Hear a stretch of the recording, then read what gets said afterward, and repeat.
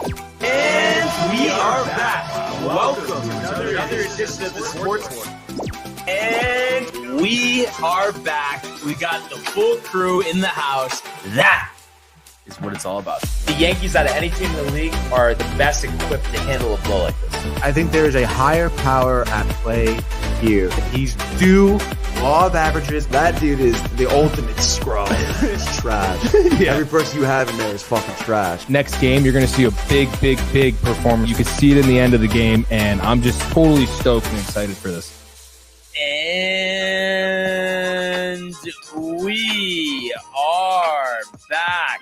Welcome to another edition of the Sports Pour here on a Wednesday. Barnes and Tony, once again, the Rangers lose at home once again. What's going on, man?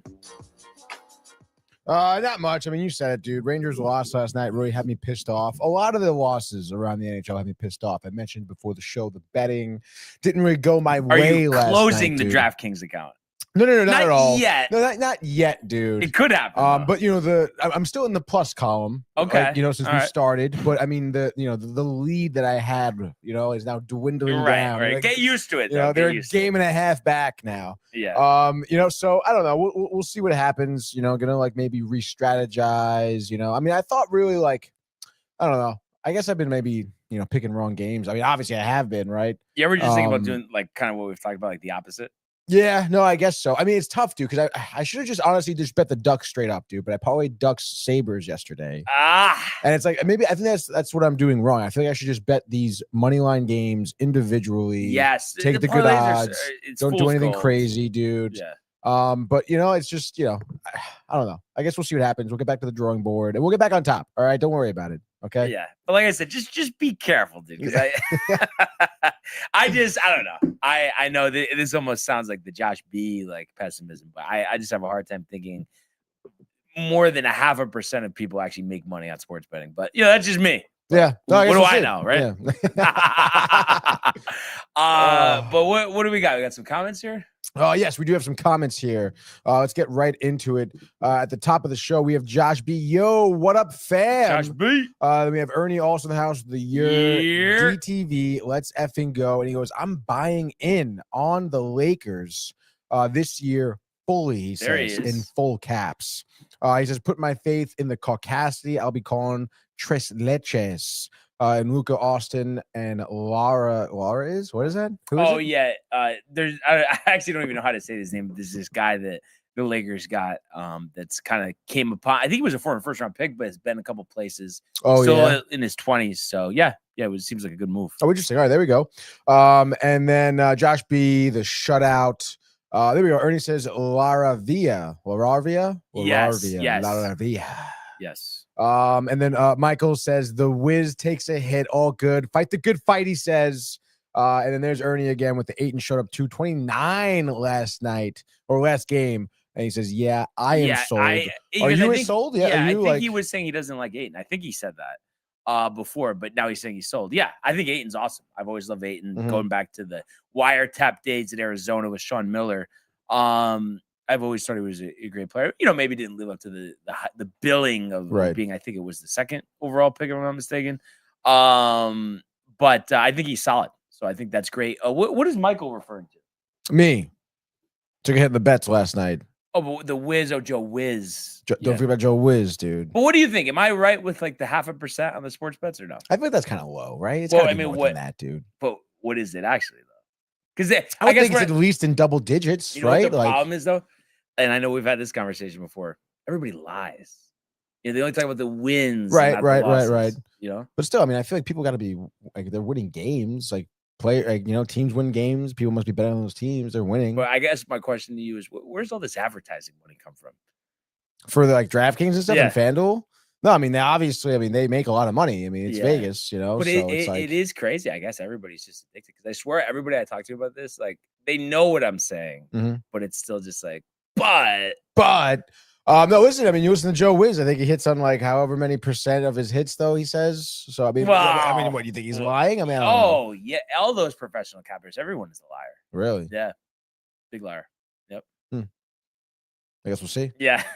Maybe No, we can turn the page. We can be the real people. I really hope real you bettors. are the exception. I really do. I'm not gonna lie about reporting on my winning. No. Yeah. But I know you're not going right. to. But I'm just saying, it's like, and it looks like Ernie is plus a lot supposedly. So I believe him. So I'm glad that he's part of the rare. He's in rare company. That's right. I know the parlays. That's how you do it, but that's how you don't. Like right. It's like you could be up for parlays or you could lose everything because of the parlays. You can go parlay.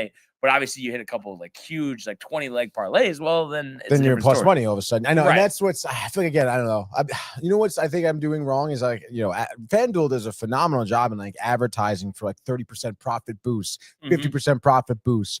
Right. Ooh, if you take this like 8-leg pre-packed parlay, like you're gonna have 100% profit boost if you win. So you bet $10, you win a fucking $1,000. Oh my god! Right. But it's like I've done that 3 times, and And he says, "Guy," but like I said, I don't know. I'm just being and like I said, I'm not gonna like I'll obviously take some games, probably this week, in the NFL and stuff. But called Ernie a liar, dude? No, but I'm just saying, I just don't think there is such a thing as smart. It's you know what I mean? Like It's like the blackjack dealer. You have 20. They start with a 14, and then that 7 comes out. So sorry, you know what I mean? It's just how many times you're gonna see that. No, you see it a lot, often, early and often, dude, is when you see it. Yeah. Oh, but yeah, I guess we'll see. We'll see what happens. Yeah, you want a Bobby V's tonight? No Bobby V's tonight. But we'll get back to the gym. Had another nice, Josh B buttoned up. Son has been piping like 220. That sounds crazy though, right? Like what the hell? I'm still able to put it in 15 minutes somehow. That's good. So so feeling good about that.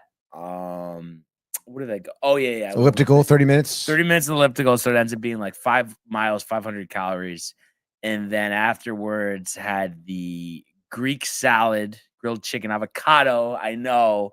And then the chicken soup. Avocado does not belong in Greek salad. Also, like, what are we doing?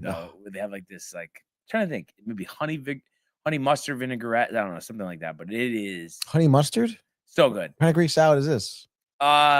I don't know. I think it's honey. I think it's, or maybe just honey. Whatever. I don't need to know the specifics. You know what I mean?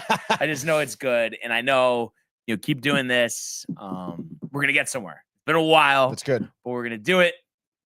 Jacket's gonna start getting a little looser. All right, gonna be a little more mobile on the court. Exactly, and the range on the golf course. Range of motion. No stretching, still. No stretching. Yeah, okay. Fuck that. We're doing everything right except that. And Ernie says the tariff salad. But yeah. So I guess we'll see what happens. But a lot to talk about. But let's go to the world of the National Football League. This kid is special, man. This think to do that. Gonna run for it. He got it. And there he goes. Oh, the play of the year in the NFL. Throws intercepted by Surtain. Nobody's gonna catch him. Jones to the end zone. Touchdown. Quincy Williams leveling Murray. There he goes.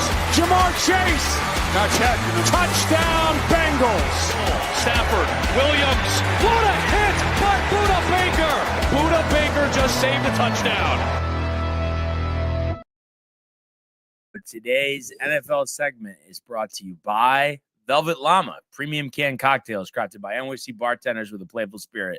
Enjoy their award-winning espresso martini with Italian espresso and chocolate notes, the crispy Oscar Mule with Nigerian ginger, or the spicy margarita with organic agave and jalapeno. These ready-to-drink treats are made with the finest ingredients. Grab yours at velvetllama.com and ride the smooth wave with Velvet Llama. And obviously, usually on a Wednesday, we're not talking too much football, but yesterday being the trade deadline and the New York Jets trading 2 of their best players, specifically on the defensive side of the ball. And the Jets picking up 2 first-round picks, plus last year's second-round pick of the Colts, Adonai Mitchell, the wide receiver who infamously dropped the ball short of the goal line earlier this year, but has some talent, size, speed. So two firsts, Mitchell, in the first, obviously, the next 2 seasons.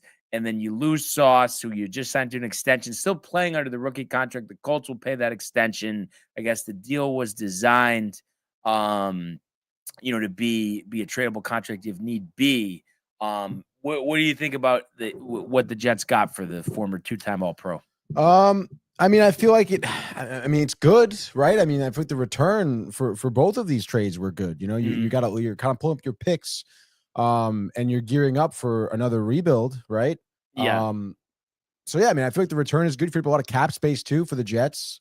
So that's awesome. I mean, you're putting yourself in a position to, kind of move on, in terms of what your roster looks like. So again, I mean, you feel like that's the right move.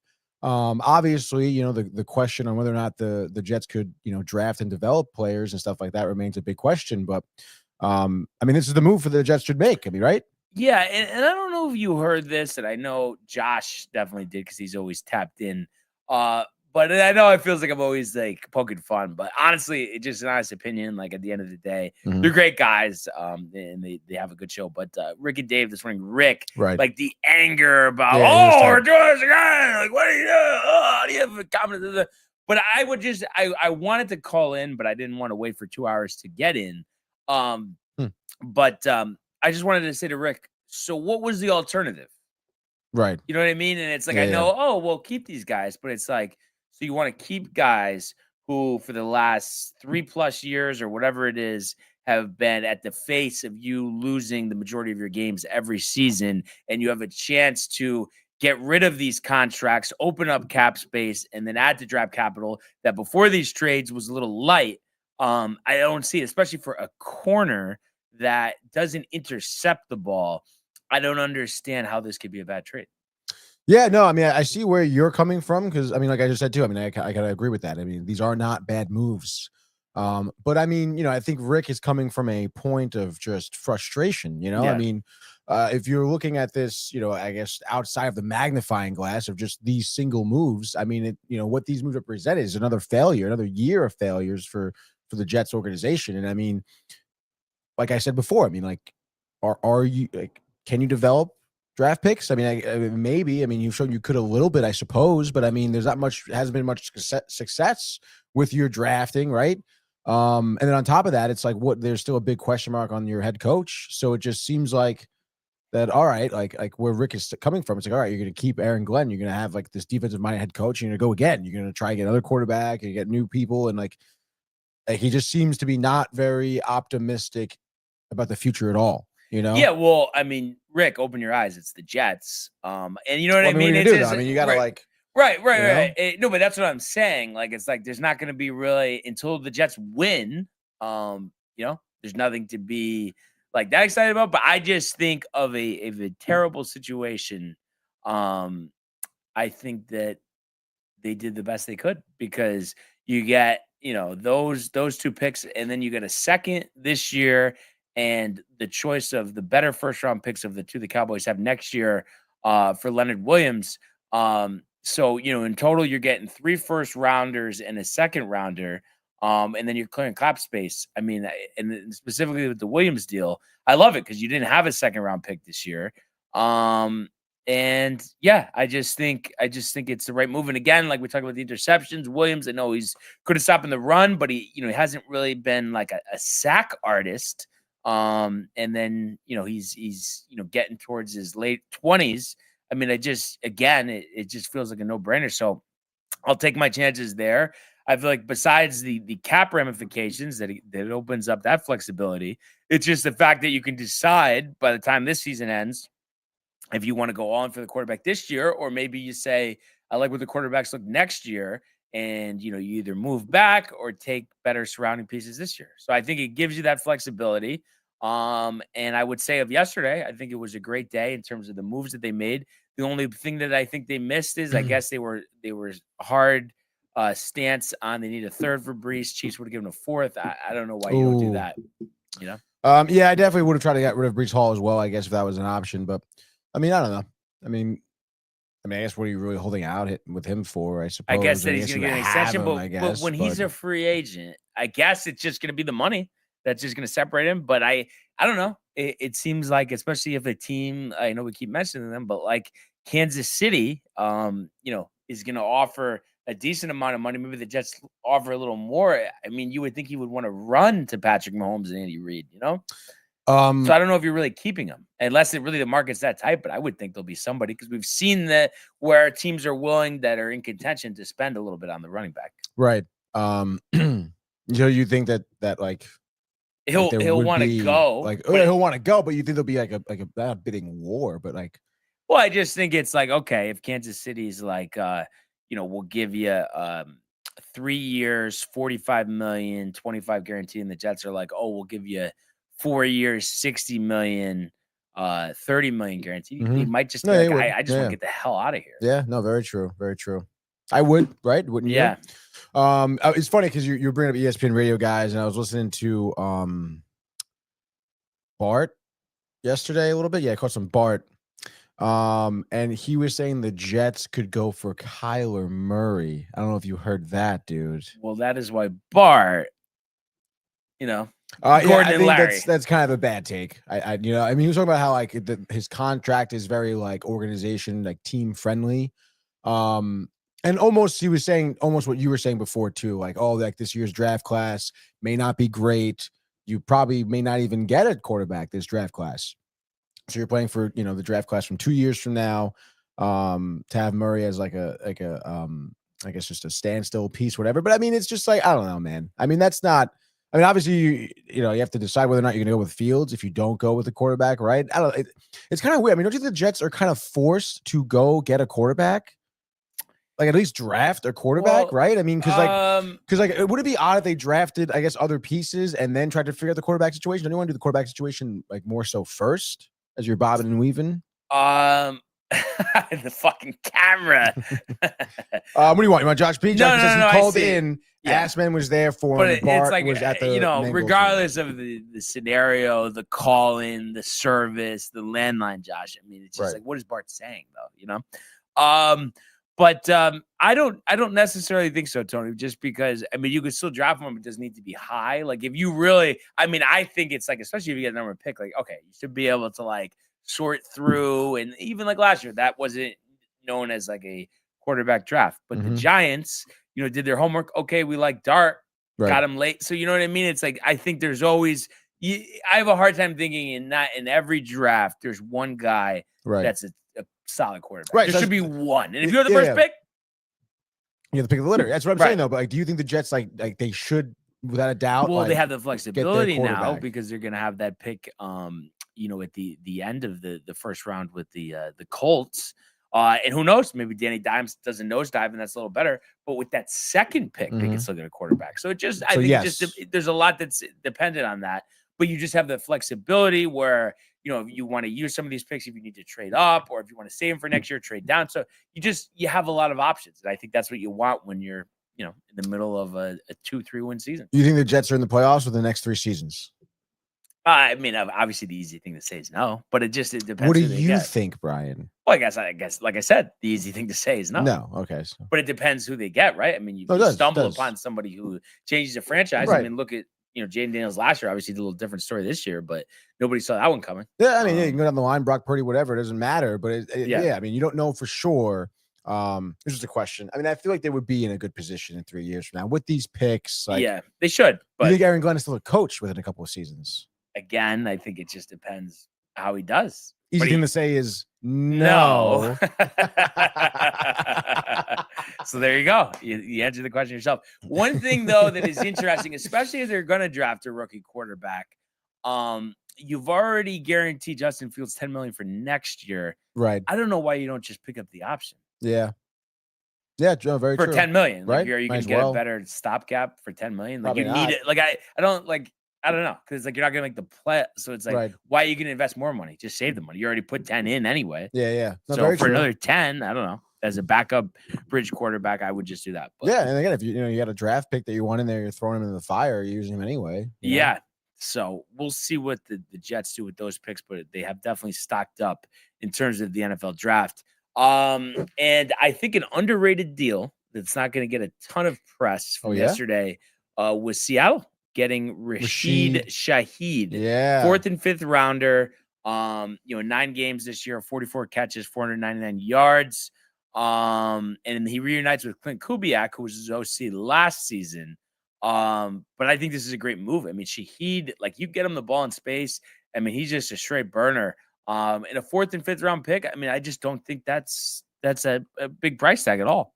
No, not at all, dude. And again, I mean, to like what you were saying, I mean, this guy, when he does have some tremendous speed.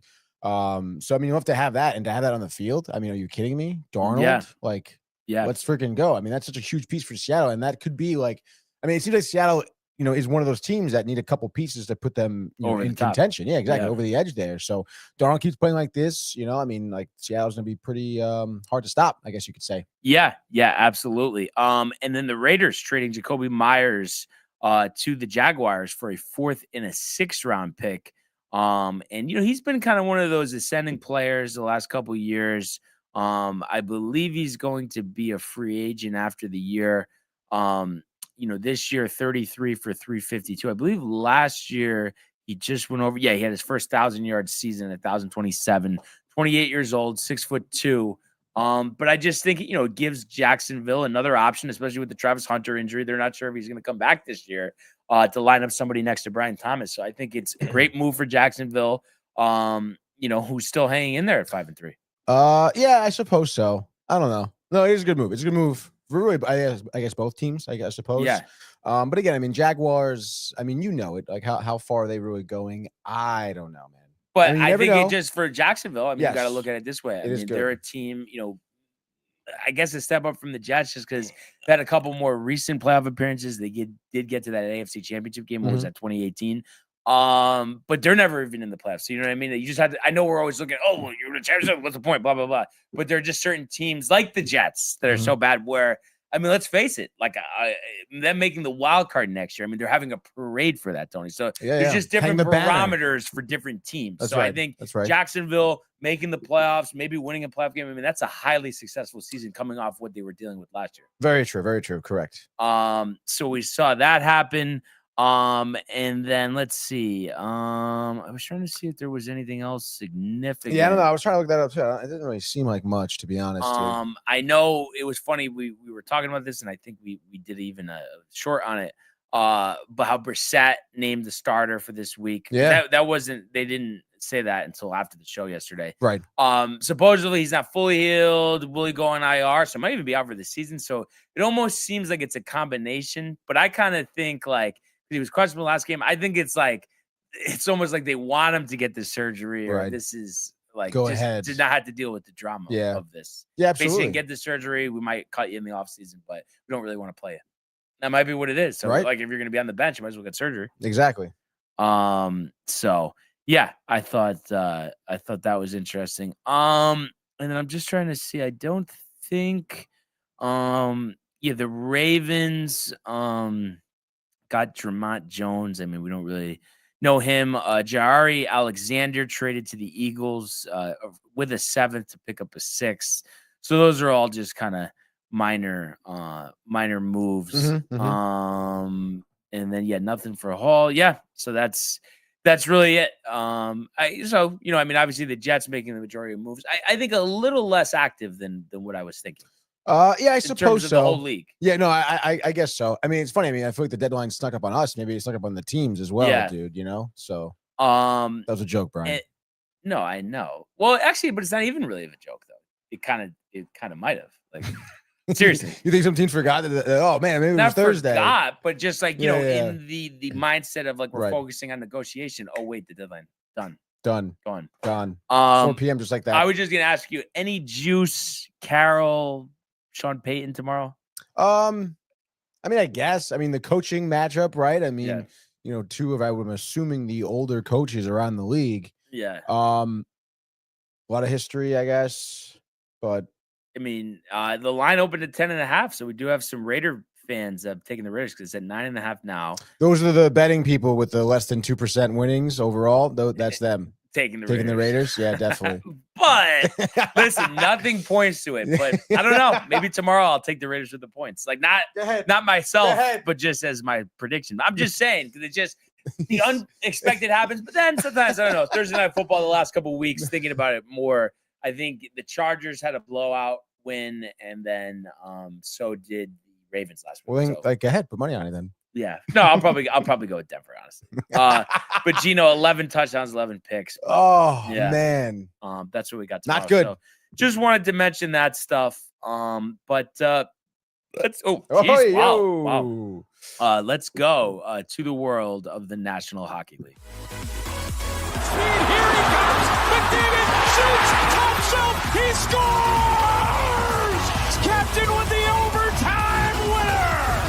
That's the middle break. That's a world-class hit right here. Tomsky stepping, brink Washington made the full split save. Are you kidding me? Turn, side of the net, between the legs, and they score! Filthy! David Pasternak, the silver trophy to the Golden Knights. Is it the worst start in franchise history at home? Oh, yeah, by far. It is. It's the worst They've start never at home been in winless for 6 NHL games. history. Yeah, like, It is NHL history. yeah. I'm pretty sure when they up. lost their first three, I think, right, or they lost their fourth one at home, it was the most home losses I've seen by any What is team. the longest home losing streak to start in NHL season? 8 games. Oh, never mind then. By who? Kings 71-72. Oof. Then maybe it is just the Rangers organization. Yeah, so two that the Kings and then the Sharks in 94-95.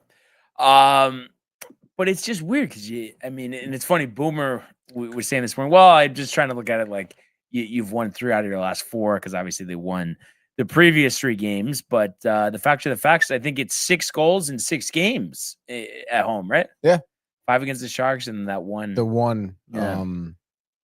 I don't know, man. I mean, it seems to be. I don't know. I hate to use excuses like words like anomaly or anything like that because it's nonsense. I mean, this is sports. It's like you're out there on the ice. The better team wins. The better man wins. Okay. Right. I mean, you look at this game and it's like, I mean, yeah, those first 2 periods were crazy because and you've looked at a lot of these homestands they've had. And it's it seems like that they just cannot score and they play well. I mean, these first 2 periods, the Rangers played really well. Other than maybe giving up a couple of bad penalties back to back or whatever like that. But still, I mean, they they held the Hurricanes 1 for 3 on the power play. So I mean, you were pretty solid on the kill. But it was just like, again, I mean, the opportunities that like JT Miller had early on, even Panarin early on, Lafreniere, who I think had like 3-4 shots in the first period, dude. John Giannone. Yeah, he said he saw Artie out there and he just shook his head at him or something and said, "Oh, it's gonna happen eventually," or I don't know, something like that. That's what a lot of people were saying. Yeah. That it's just they can't find the back of the net. But I mean, I don't know. I mean, you got dominated that third period. I mean, there's really no excuse there. Hurricanes came out. I think you had like 22 shots on goal after the first 2 periods. I think they said I'm pretty sure it was the last 28 minutes, no exaggeration, 1 shot on goal. I think they said that. And then there you go. You had, because I think they ended with like 25 shots on goal. I think they had 24 shots after the second period. Yeah. Then it's like you had 1 shot the third period on goal. Yeah. And you got absolutely shut down in a close game. Yeah. Like that third period, like you could have turned it around. You could have came back, right. But instead you kind of rolled over or let the Hurricanes roll over on you, really. Right. So, I mean, again, I mean, you can say, oh, like it'll happen, whatever. Not if you give up and have a period like that, right. Like it could have happened. It could have turned around. Like you could have won that game and it would have been like, oh, now like, you can score at the guard, you can win at the guard, and this is great, sort of deal. But you didn't. You got dominated that third period. Josh Beast is brutal. Brutal. It is brutal, Josh. It is absolutely brutal, and there's really, really no excuse for that. But if you but just time out here, if you had to, just give me something, just some type of anything you can think of as to why you would be like dominant on the road and then can't do anything at home. What that would come down to. I mean, I think those first few losses at home. I mean, they were playing bad hockey. Right. Okay. Like again, maybe you had some opportunities in that first game against Vancouver or Pittsburgh, right? Or Pittsburgh. Yeah. Right. So Silov's in there, who had a tremendous game after the season he had with Vancouver the year prior. That's like one of those instances where all right, whatever, a good goaltending on their end, whatever. But then it kind of built up to be the story, and I think at this point, it is a mental obstacle, right? I mean, there's no other reason for that. Like you said, I mean, they were doing well on the road. You know, they started playing better hockey. They started scoring, you know, your tremendous overtime wins, okay, on the road. You know, so like you can see this team play well, have good shifts, forecheck, you know, like keep the possession of the puck here. All right. Defense can kind of move up through the ice and push the puck along for the offense sort of deal. Like we've seen that on the road. And I just feel like that at this point now at home, it's becoming this thing over their heads that they can't score, they can't figure out. And I would imagine that negativity is seeping through the locker room, right? Because again, I mean, there's no like reason why like this should be a thing other than a mental aspect at this point, right? I mean, you don't play bad at home, like. Yeah, I mean, I guess maybe feeling more pressure, but it just I don't know. It's like these guys are professional, especially it's hockey. I mean, they talk about like. You know, I mean, that's how hockey players are. I mean, the only thing I'm thinking is maybe, you know, because you got Detroit, I guess not till Friday, right? Friday, yeah, that's right, which is bullshit. But then a back-to-back, right? Oh, you're playing Friday, Saturday, really? And then Saturday, I think it's Islanders at the Garden. So I was just going to suggest that maybe, you know, the rivalry game, you know, gets the juices going, and we see good results. I don't know. That's so weird. You're on the road in Detroit. Yeah, you have an extra day off when you could just play tomorrow and then have a normal off day. And then you're going back home. Quirks of the schedule. It's fucking nonsense too, dude. I hate that shit. No, I know. But again, I mean, you would imagine one of those games too is going to be a Jonathan Quick start, but it's like, do you want to start him against? I mean, the Islanders have been trash. Detroit, I think Igor historically though hasn't been great against the Islanders. Maybe last year he did better, but I think overall record. Remember the outdoor game when we were all here? Right. That was sick. But I'm saying, I think, dude, I'm going to look it up. I mean, even that game, he gave up like 5 goals. That was his first game back from the injury, whatever. And he gave up a lot of goals. No, he did. He tried. I mean, come on, dude. You were trying to watch like the Yankees game or something that day. You were like out. No. Yes, dude. I'm in on the video. Everyone getting riled. Well, yeah, you get, but then. No, and also the Yankee game during the Winter Classic. Dude, you were saying, let's change the channel, dude. You were saying change the channel. Remember that? Well, there's a because they were down like 4-1 or whatever, dude. And you were like, it's over. It's on tape. No, but there's a difference between Michael, who knows. Michael knows. What's up? He was there. Saying it's over. Let's change the channel. You said it was and over. then trying to tell me, oh, you're into the Yankee game. Oh, the Winter Classic is. Oh, so the Yankees were playing in January. I mean, come on, Tony. I think you're deflecting at this point. This is a huge deflection, massive deflection, massive. I think the stats will prove it though. The Yankees were not playing, right or no? Or no, I don't know, man. Maybe you had too much to drink that day. You thought that maybe you thought the Yankees were playing that at that time, or maybe you had too much to drink. You definitely said let's change the channel, dude. Let's turn it off, dude. Turn it off. But it has nothing to do with the Yankees. Turn it off. That's all I'm saying. Nothing to do with the Yankees. Turn it off. Josh P knows he was there. He's not saying anything though. He's not saying anything. So I mean, usually silence. I mean, you know, right? Smoke break. I'm almost down to the teams here. Okay, so I want to hear. So this is good though, because I want to get a guess out of you. So 18 game, or let's call it 17, because one was or is it? Okay, one was a tie. So out of 17 games, what do you think? I'm not going to include the tie because there's 18 games, but 17 games against the Islanders. What do you think Igor's numbers are? Win losses against, you said 17, not 18. Yeah. 17. I mean, if you're saying that he's bad, I don't know, is he 7-10? No, he's 9-8. Okay. But I think last year, I mean, I could pull it up, but I think last year he might have went 2-1 or something. I think he was under 500 before that. Oh, really? Yeah. Okay. All right. Well, fair so enough, kind of right. I mean, a mixed bag. No, it is. I mean, you would think. I mean, Igor against most teams would have a winning record, and what's like his save percentage though? Goals against 910 save percentage, so solid. Solid, dude. Last year 4-0 against the Islanders. So there you go. So he was 5-8. Yeah. Wow, dude, what a turnaround. Yeah. So this year's, So you hope let him roll, let him ride. Ride the wave. Who calls him the prince or the czar? Who calls him? I mean, I've heard of the czar before, Russia, whatever. I haven't heard the prince though. Yeah, I mean, maybe it's just a little snafu on who's saying that hockey reference. Oh yeah, I feel like if they just like, it's like, nickname, ha ha ha, but no one really says it. They're like, just wait, they'll put it in there, Yeah, nicknames, dudes. Yeah, but I don't know. So I guess it's like how do I feel about this? Or how do we feel good? Because it's like I almost think even if they beat Detroit, beat the Islanders, it's like it's still that thing where you want to see the extended run, right? I mean, but it'll be a step forward anyway. It will be. I mean, it kind of felt like we were in that run, the 3 in the row on the road, back-to-back overtime wins. Cooley, JT, the captain, come back home. Carolina, good team. And then it's like, this is the time. Like, break get the first win at home, make it 4 in a row, and hit the run. Right. But it was stopped. So yeah, I do agree. Where it's like, even if you win these next 2 games back to back, it's almost like you want to go back to the 3 in a row. It's like, and honestly, I don't even care if you lose to Detroit right now. Detroit's playing good hockey, whatever. But no. Especially after that effort last night. No, I'm serious though. Beat Detroit. No, yeah. Obviously, I would like to beat Detroit, but it's like, I think if you lose to Detroit and then it's back to back wins, Islanders. I can look up this. No. It's right in front of me. It's all right in front of us. Another bad team. Blackhawks. No. At home. No, it's Nashville. Nashville at home. Back to back at home. Yes, dude. I think JD's going. JD's really going? Yeah, because his girlfriend has season tickets. Oh, that's pretty sick. Yeah, that's right. He lives right over by the garden. So I think he's going. Yeah, that's awesome, so I think he's going Monday and then next Sunday. Why wouldn't you just go to like every game then at that point? But I don't think he's going for a while after that. Oh, yeah. I mean, it would be nice to go to every game, but not if they're going to lose. Season tickets though. Come on, do you have a ticket? You have tickets, right? You have tickets. Yeah, just Monday at Nashville, and then you have, how crazy is this? But I guess like we were talking about more home games in December. Mm-hmm. So you have those 2 games at home, and then you have what is this? 1, 2, 3, 4, 5, 6, 7 out of 9 on the road.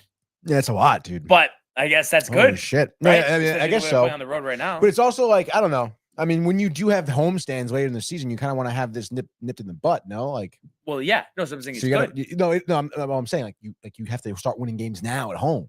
Yeah. Like, all the more reason to start winning now. Right. Can't be December. You have 2 wins at home, and you're like, oh shit, like we're 2-15 at home. I think we'll beat the Islanders. I think we will be the Islanders too. Schaefer looking good. Schaefer got popped last night. See that hit? Yes. I heard Watt talking about it, dude. getting the same treatment as the star players. It should happen soon. Blah blah blah blah blah. I was actually watching like penalties and stuff. Yeah, you mean? Okay, I was actually had that on a secondary TV. The end of the game, they lose in the shootout. Schaefer had a chance at the end. The hit was big. But yeah, definitely disappointing for them, a loss for them, and for me with the picks, obviously 4-3. That's right. Bo Horvat with 2 goals, and just the shootouts are tough. Weren't able to put anything across. Speaking of, not shootouts, but overtime.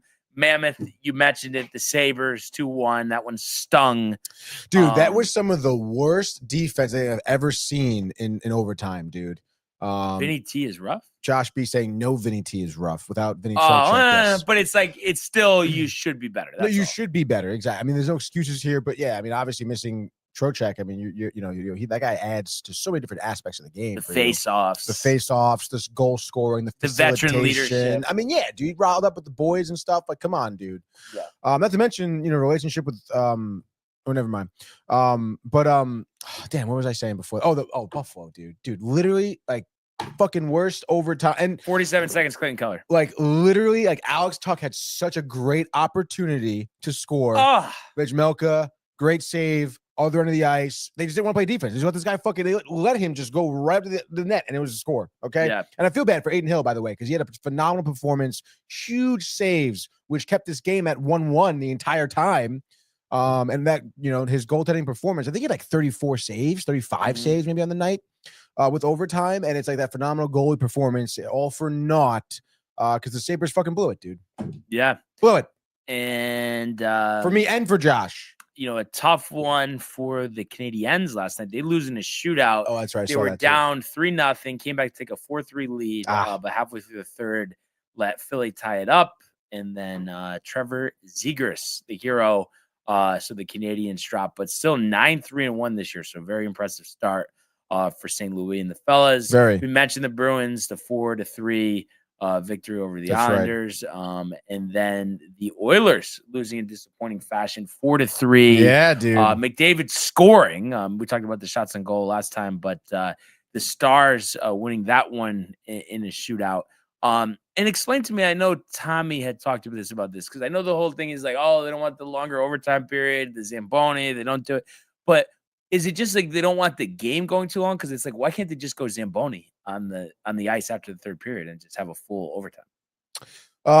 Just the length of the game, is that? I mean, I don't think that. I don't know. I mean, I guess maybe. Because I mean, like, it's tough because I mean, doing the Zamboni, I mean, it is like you're talking 15, 20 minutes. Yeah, but then the ice is fine, right? Yeah, but then the ice will be fine. And then I think it's just they don't want the games going. I don't think they want the games going. I mean, like, has the ice become that big of a problem? I mean, Tommy was talking about that. Oh, you don't want to do it. It gets all slush out there, this and that. And they were even saying that in the shootout last night, like for the Islanders, that like makes a difference, you know? Yeah, I mean, obviously, it definitely does make a difference for them. But I mean, I don't know. Don't you think we're kind of being a little prissy at this point? No, I just think like just play the fucking game. No, but I just want the full overtime. So if that's what it's going to take, I would be fine going, not with it. But then it's just like, if it's affecting the play, right? Yeah, I guess so. But I mean, you're going to tell me like after like third period and just like a little bit of like 5 minutes of 3-on-3 hockey and overtime and like it's trash, like that much. It's that much of a difference, like that much. I mean, I guess. I mean, they would know more than I suppose. That's what Tommy said. Yeah, I don't know. It's fucking McDavid being tight. I don't know. Did they say something? Like, did Edmonton say something after the game or something? Or this is just like no. This wasn't Edmonton. It was the announcers on the Islanders. They're like, oh, it's even tougher to shoot in the shootout. So the shootout is after the 5 minutes of overtime. So I don't know. Sounds like salty Islander announcers, maybe. Like, I don't know, man.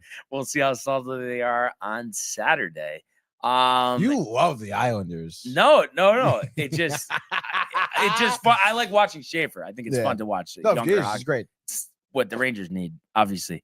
Johansson, the game winner for the Wild in overtime, 3-2. So you had that. And then the Avalanche winning 3-2 over the Lightning. Rematch of the Stanley Cup final there, and the Avs.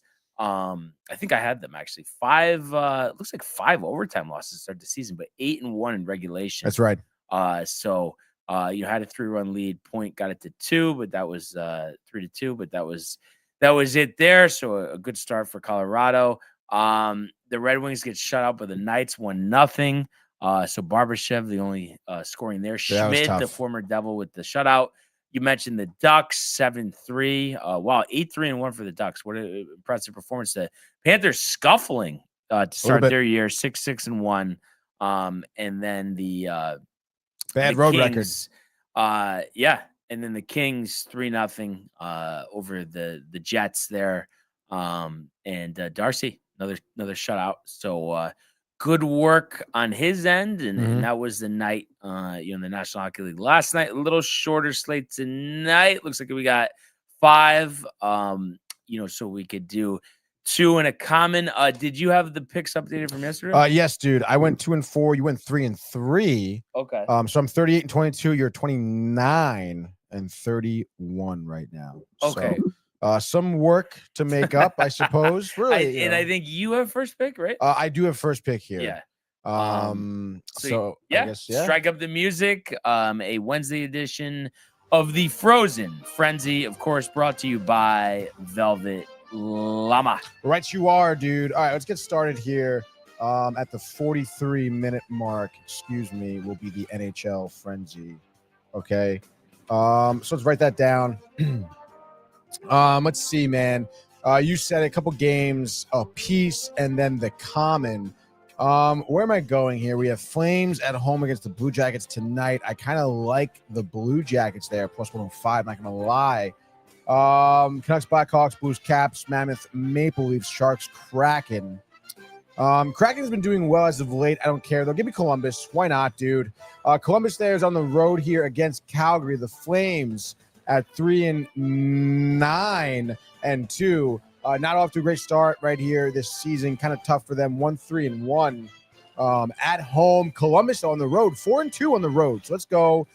They just snapped, I think, a 5-game win streak against the Islanders. They lost 3-2 there. That was their last game a couple of days ago. A couple of days off, though. Marchenko, Elvis rested. Why not give me Elvis with a shutout tonight? Why not, dude? First of the season against Calgary in their own dome. So I guess Blue Jackets maybe put up 3 points. Kirill Marchenko maybe over in the shots on goal. Maybe put 5 shots on goal. Maybe an assist tonight. But I say Blue Jackets put up 3. Elvis, 24 of 24 in between the pipes. Give me Blue Jackets and the under for their shutout win. All right. So trying to go 6-0 tonight. How do we do it? Let's go. How do we do it? With, I'm not. Well, actually, I'll save that one. You know what? Okay, so to start, I am gonna go. Or you know what? Fuck it. I'm gonna go Sharks. I'm gonna go Sharks. Yeah, Sharks. Plus 140. Take it, trap. Celebrini. I think Seattle. No overtime. Regulation home losses this year, 4-0-2. But I just like the way Celebrini's playing already, 18 points. I think a tight one, maybe overtime. But I'll give me Sharks in the under. Celebrini, take him for a point. And I think he'll have the game winner there. So Sharks in the under. Sharks in the under. All right. Actually, I was thinking about taking that game. Excuse me. Good morning. Let's see. I guess, why not? Let's go now to Rogers Arena here in Vancouver. They're taking on the Blackhawks. The Canucks here at 7-7. I guess pretty even there for them. 2-3 at home. I don't know how I really feel about them right now, but Blackhawks here plus 140. Over under is 5.5. Spencer Knight and Thatcher Demko both off to some pretty formidable seasons. Numbers look good. Records are kind of tough because teams are a little trash. Blackhawks looking to avoid a 4-game losing streak. Is it time to snap it? I'm going to say no, to be honest. Give me the Canucks here. You'll get some of their point leaders here. You have Connor Garland, 11 points. Vander Kane with 7 on the season. But I feel like Quinn Hughes has been a little quiet the past few games. Only 7 points in the season, 1 goal, 6 assists. Had 2 against Montreal a few games ago in a 4-3 loss. Give me Quinn Hughes' hat trick tonight. Why not? Big moment for him in the big win against the Blackhawks. Vancouver's going to score 7 on Chicago. Blackhawks score 1.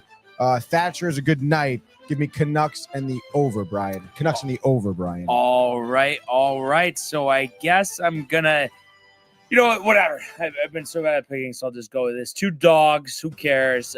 Give me the Mammoth, the woolly Mammoth on the road in Toronto. They're 6-2-1 at home, but we've seen them lose some games that they shouldn't. Schmaltz, also with 18 points this year, has got off to a good start for the Mammoth. I know they played last night. Keller, the game winner, all of that.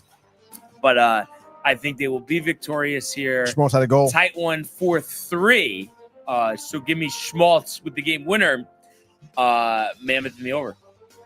And then that sets up our common game. Utah. Blues Capitals. Blues Capitals. I feel like almost give me the Blues, to be honest, dudes. I'll take the Caps. I guess give me the dog. They beat Edmonton over the weekend 3-2, snapping or avoiding, I think, a 7-game losing streak. Capitals going through it right now on their own. Losers of 4 out of the last 5. So I don't know. Give me St. Louis, and I'll take the over.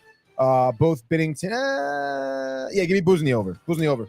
All right, and I'm going to say Capitals in the under just to get some head-to-head action there. And just like that, that is your Wednesday edition of Frozen Frenzy.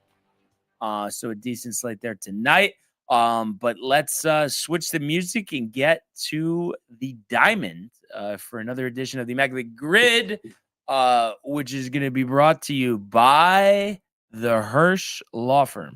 That's right, baby. All right. Everybody relax. Get the grid Immaculate up, the screen grid, shared. Dude. Padres, Reds is what I'm seeing, which isn't terrible. Seattle's not bad. I got a couple either. good ones for you. Detroit is bad.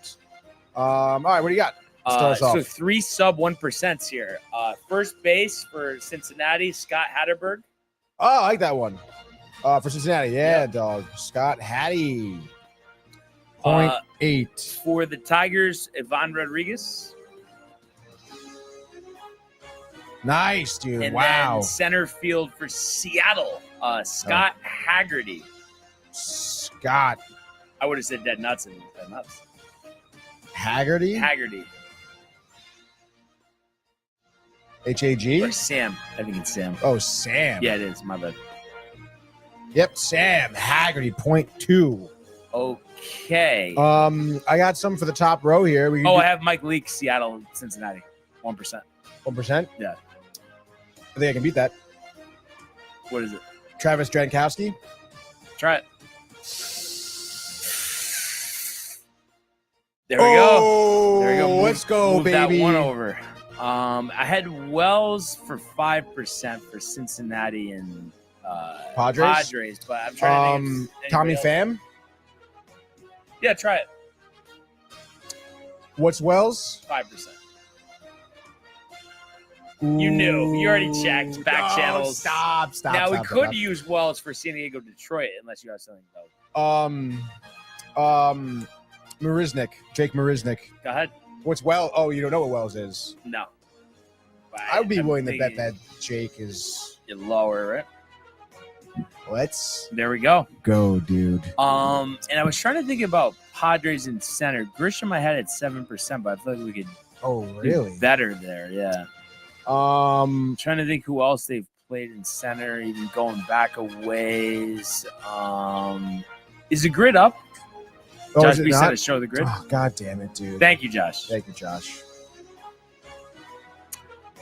I'm just trying to think about other guys. Who else has played center field for the Padres?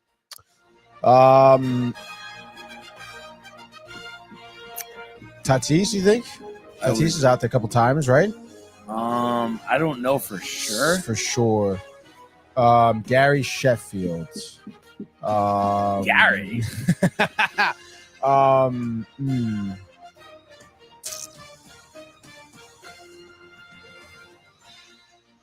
I was just checking Tatis here on and fielding Tatis center field. Yes, just try it, I guess.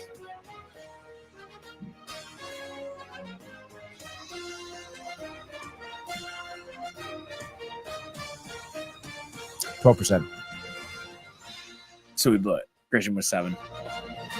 Oh, shit. You had Grisham for Yeah. 7? Oh, fuck. I didn't realize you did that. But if you told me this and that. That's all right. This. I mean, you want to do Bellinger for first base, center field? I had Harper was 11, but just trying to think who else. Anybody on the Mets? That's McNeil hasn't played first. No. Just trying to think Yankee wise. First base is Waldo Cabrera. Let me just make sure. I know he played first. I just want to make sure he played center. I don't know if he did. Actually. Jerkson Profar, says Josh B. Okay. As well as Cabrera. Wait, Seattle, Detroit. Overview. Yeah, Seattle, Detroit. I know there's guys. I don't know why I'm not. Yeah, I mean, are there really that many guys, you think? Did Edwin? It might be Edwin Jackson. Edwin Jackson. Let's see. So Cabrera.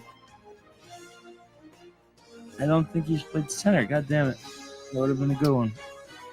Doesn't look. Oh, no, he did play center. Great. All right, that'll be a money one. Oswaldo Cabrera. There we go. 6, dude. Oh, yeah, then we got to just check Edwin Jackson. I'm almost positive. Josh B doesn't know. Edwin Jackson. Matt Boyd, dead nuts. The pitcher. Let's see. So I'm going Matt Boyd. over Edwin Jackson? Why you think Matt Boyd would be? What do you got for Edwin Jackson? Just type it. I can look it up. Oh yeah, I didn't even think about it. I didn't even do it myself. Did I really close out the grid or no? Okay. Oh, it's so embarrassing. Jackson. So Jackson is not. And is negative. Huh? It said that he played for Seattle, but whatever. All right, we'll just do Boyd. Get it over with. Get it over with. 1%. There you go, 1%. Josh. Nice 20. Yeah, that was good. That was good. That was good. That was Very good. good. It was all right. Very good. Dude. We'll switch the music. Josh Get B, over to the dudes. gridiron. Thank you, Josh B. Yes, Josh. These always take a little bit Longer. A little bit longer. Yeah. Oh yeah, of course. Dude. Football is tough. Recorded a pick. Okay. Kyron Williams back in the game. Okay. Let's see. Recorded an interception. I wonder if. Yeah. Okay. Okay. Other cornerbacks. Fuller. Kyle Fuller. Okay. So for the Bears, Kyle Fuller with a pick. Kyle. Oh. Fuller from. Is there which one? It's almost not even right. I think it's 20. Just do 2014. You sure? Yeah. That's I don't remember there being two because he has a brother, but his name is Kendall. That was weird. It'd be kind of weird if they named his brother Kyle too. Okay, let me just see here. So for the Browns,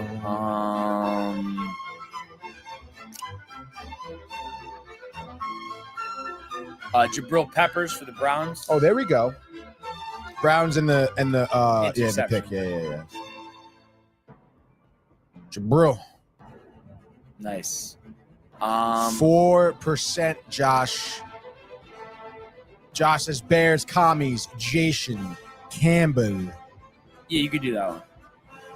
Bears, commies, Jason Campbell, 6%. Nice. And then for the Jags, Paul Posluszny. What the fuck, man? That guy looks so weird. Oh.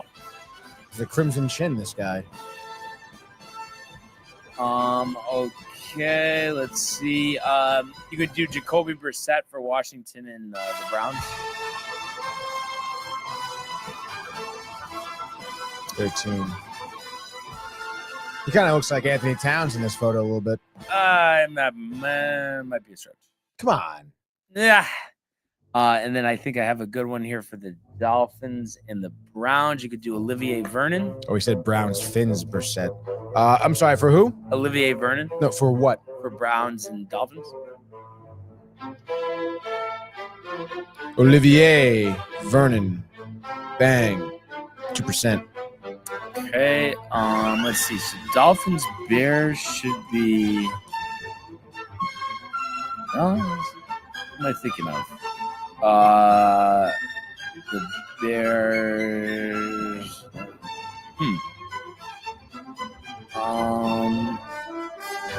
Jackson. Dolphins. The Dolphins. Riley Patterson. Edwin Jackson.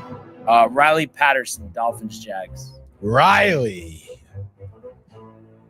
Patterson. Okay. Let's see. I know Mark Brunell is Jacksonville and Washington. Trying to think. Torrey Hall, not D'Angelo Hall. Just see here. He's saying Mark Brunell too. I guess I could just see what it just was afraid it was too high. Mark Brunell. Oh yeah, 55%. Dead nuts. Yeah, not dead nuts. Come on, Dolphins, Bears. Ooh. There's someone on Mike White. No. Bears, Finns, the most used. Oh, well, it would be Jay Cutler. Tim Boyle. Oh, yeah. So do Tim Boyle. Bears, Finns. Bum, bum, bum, na, na, na, na, na, Nah. Boyle was 0.3, by the way. So we just need that Jacksonville. Jacksonville, Washington. I guess just look it up. Dead nuts. Yeah. All right, look it up. It's not Garrard, not Bortles. Lake. I don't think Zane Gonzalez or Matthew Wright. Not Adrian Peters. All right, so we got going on. Not Torrey You don't Holt. like Burnell. We do have another quarterback here. When did he play? The same amount of years as Burnell. 20 years? What? Oh, sorry. No, actually, I guess he had 16 years in the league. Okay.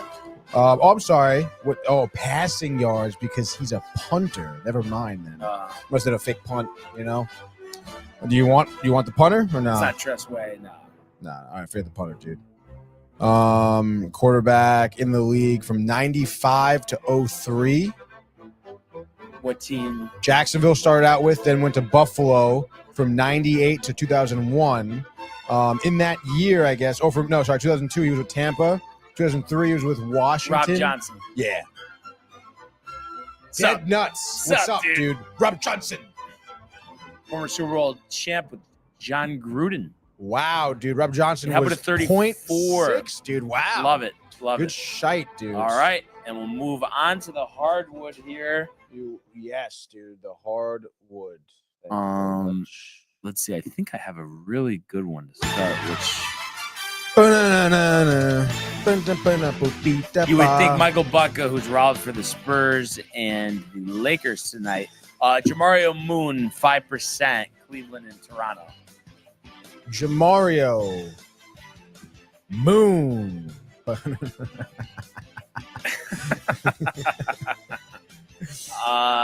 Okay. Okay. Let's just try to dial it in here for a second. Sam Hauser, Boston, one team. Boston, one team. Sam Hauser. No, there it is. H-A-U.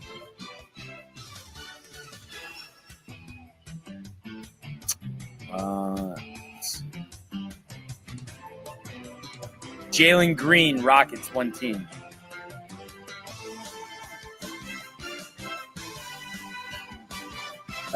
Is it J-A-L-E-N? Just like that? Yeah, Jalen Green. Yeah, I thought so. 3%. There we go. Riding this one right now.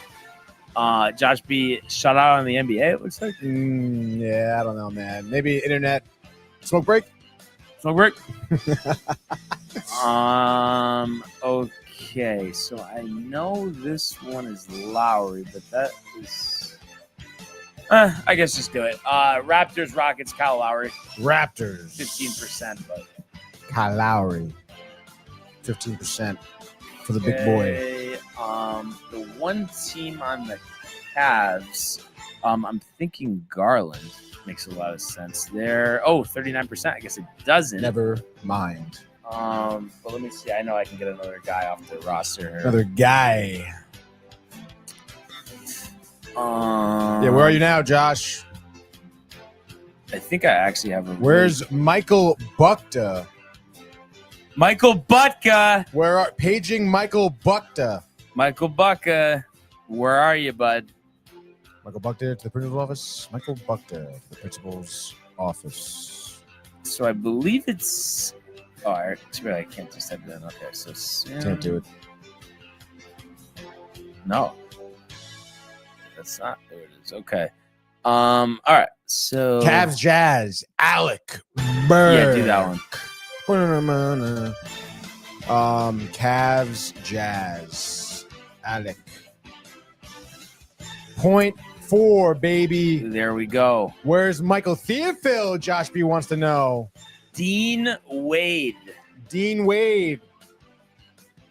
For what? Only one team, Cavs. The other D Wade. There we go. Okay, so let's see. Rockets, Jazz. It seems like Toronto and the Celtics. I don't think Psycho T was on the Celtics. No way. Yeah.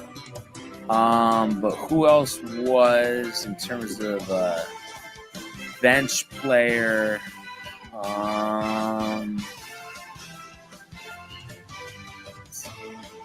Jazz 2.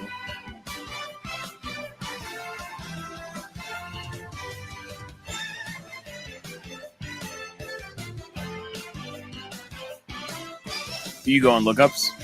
No, do you want me to? I would say you could start the process. I could start the process? Yeah. All right, let's start the process, baby. We'll start with Raptors Rockets. Marcus Camby. There we go. Raptors. Wait, Raptors Rockets. Did Kyle Lowry for that? Josh B. Behind. All right, we're doing Raptors. Celtics players. Chauncey Billups. That's funny. What do you got here? Let's go. Let's see what we got going on here. All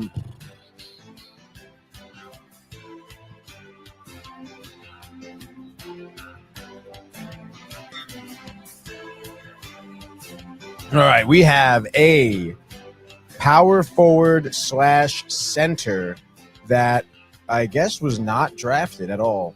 But he was been on the Raptors for the past 1, 2, 3, 4, 5, 6, 7 seasons. Is on Boston right now. He's a power forward? Power forward / center. Righty out of Northwest College in Oregon. But we can move on from that. I think I know who it is. Chris Boucher? Yeah. There we go. Chris Boucher. 9%. Okay. Josh B had said Chauncey. Very good. Jazz. Celtics.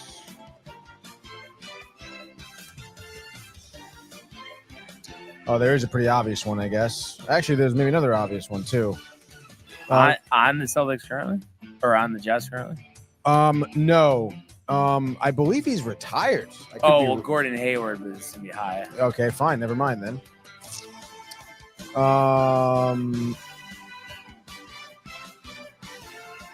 All right, we have another player here who is, I guess, also retired last year. But we're going with him right now. We're going to see if we can get him. I think he could. He is a second-round pick, 4th pick of the second round by the Cleveland Cavaliers in the 2012 NBA draft, Brian. Not Danny Green. No, not Danny Green. He made his debut, it says here, with the Mavericks in 2012. Spent 2.5 seasons with the Mavericks, 2012, 2013. In 2014, he was traded to Boston, was 3 years there, then went to Cleveland in 2017. Utah also in that year. Not Deshaun Stevenson. No. Spent the 2018-19 season in Utah, then went to Memphis and Miami the following year. Phoenix, Arizona for 2021 and 2022. Jay Crowder? Yes. There we go. Probably going to be high, but just do it. You think Put me so? out of my misery. Yeah. All right, dude. Jay. Oh, Kelly Olynyk also, Josh B says. Do Olynyk. Olynyk. Yeah. 7%. Nice. Let's just see what it was, and then you can look up the other one. Jazz, Raptors, players. 5% for Crowder. God damn it, Josh. I told you. You motherfuck. God damn it, Josh, he said. All right, so we're going Jazz. Oh, sorry. Rockets. I typed in Raptors. My apologies. There's a lot going on here.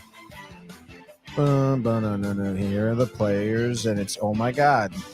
Who do we go? And there's one. And then, oh, whoa. All right, this guy was drafted. I don't know if it's going to be too much for you, but I don't know. I went to St. John's, drafted first round, 18th pick in the 1987 NBA draft. I don't know. Was it Mullins? No. Who was it? Because I had someone. Mark Jackson. Oh, okay. I was thinking he was first overall.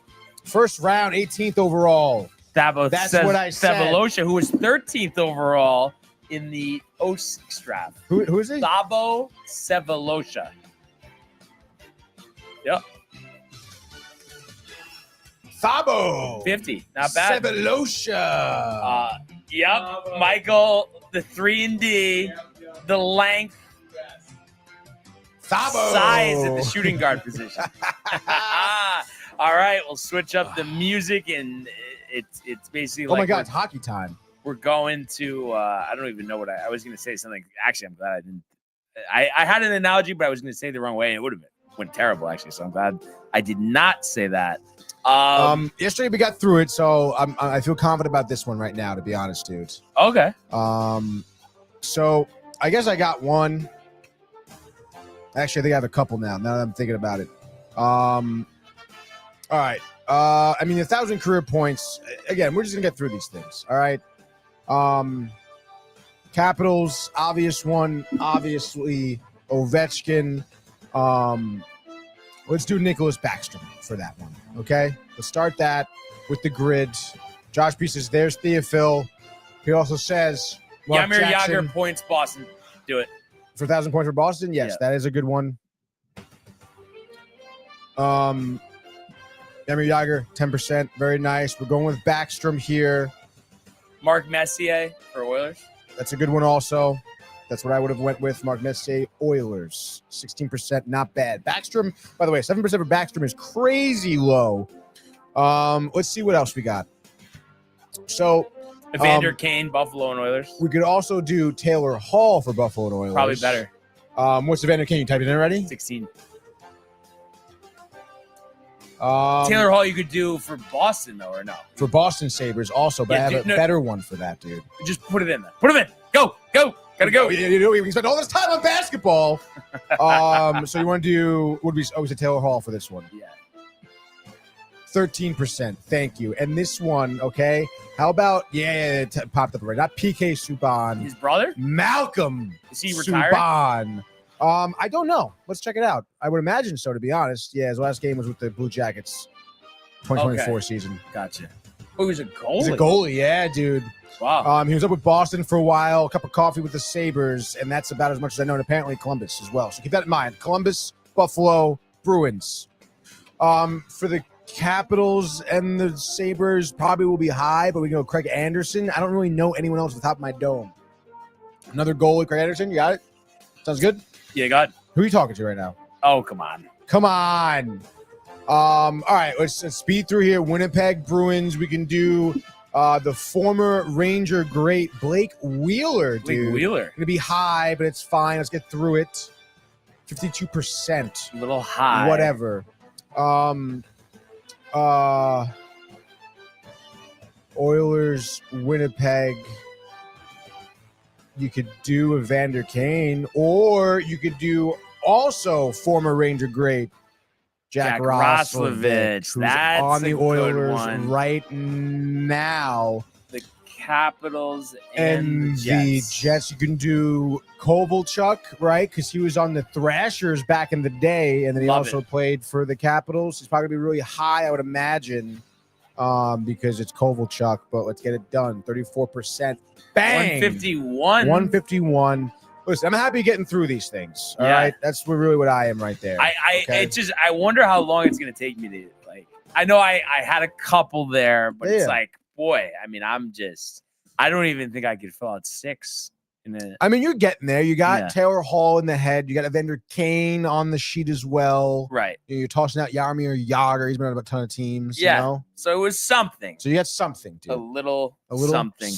And we will get a little something with the PGA Tour this week. So right, back in Mexico. Diamante? So it is El Cardinal Golf Course at Diamante. So you love that, and it's in Los Cabos, which is a nice place. I was there a couple of years ago. Is that right? It's a beautiful place. And didn't get to play the course, but I'm sure that would have been nice. Eric Van Rooyen in 23 had the course record there at 27 under par. But last year, Eckroat won at 24 under par, but you also had Heenley and Hovland, win at 23 under par, and Victor had won back-to-back in 20 and 21. Victor, come here, Vic. Par 72, 7,363 yards. The prize fund is $7.2 million, and we were talking about, not exactly the who's who, and but nevertheless, you're going to have Eckroat defending his title, which is great. Some other golfers of note joining him. So JJ Spawn, obviously coming off that U.S. Open win last year, Ben Griffin, Max Greiserman, Wyndham Clark, Nick Taylor, Michael Brennan, who won for the first time a couple weeks ago, Kiefer, Echevarria, Matt Wallace, Jacob Bridgerman, Kevin Yu, Michael Thorpe Bjornsson, Rico Hoey, Garrick Higo, Mackenzie Hughes, Tom Hoagie, Davis Riley, Steven Yeager, Emilio Grillo, Matty Schmid, and Steven Fisk, rounding out the top 100. And then speaking of Van Roon, who has the course record, he's in the field as well as Eckroat, Max McGreevy, Eric Cole, Mark Hubbard, Keith Mitchell, Rio Histatune. So Matt Kuchar as well. So a good mix of vets here. Joel Damon as well. So a lot of different places to go. But if you had to, Tony, a winner and a sleeper. I guess for my winner, I hate to pick the favorites, but why not, dude? Give me the JJ Spawn, man. Give me the Spawn guy. Off to arguably a career year for himself. Gets his second career win on the PGA Tour, first major with the U.S. Open this past Open, and obviously has really never looked back. Multiple. I think he has 7 top 10 finishes this season. Like I said, just striking the ball effectively. The highest world ranked golf. On in this tournament. So I don't know. Give me Spawn. I feel like with this pool, with this season, it'll be jacked up. The tail end of the season to cap it off another win here. I feel like he's more than capable of doing that. So give me Spawn, my outright winner. I guess it'll be like maybe 20 under, 2100 under par, somewhere in the ballpark, nothing crazy here. And then I guess for my sleeper, I'll go back to the well. Actually, no, who was I going with? There we go. Give me Thorbjorn Olsen, Brian. All right. The pro that turned pro in 2008. Okay. Looking to still get his first career win on the PGA Tour. Again, 3 top 10 finishes this season. Did pretty well at the Bank of Utah Championship, placing 3rd. So it seems like maybe he's getting something together. And it'd be good to see Olsen, get his first PGA Tour win. So I'll say he'll win 23 under. Keep it simple. Let's go. What do you got? All right. I am going to go with Damon. I think he's due. I know the margaritas happy hour in Mexico Cabos could be a problem, but I think it's his environment. He thrives in it. It's does. like you at a wedding, So I will say he'll win at 24 under par. I think easy course. And then just taking a shot in the dark. Let's go Doug Heim to win as my sleeper. I'm going to say if he wins, it'll be 21 under par. And I just did want to see on Heim. Heim. Let's see if this I just wonder if he is actually. Yes, no career wins. There you go. 29 years old. So would be nice for Heim. And he is a Longhorn as he played his college golf at the University of Texas. And McConaughey hanging out. Coverage. You got your PGA Tour live coverage starting in the morning, and then Golf Channel will take over at 3 Eastern.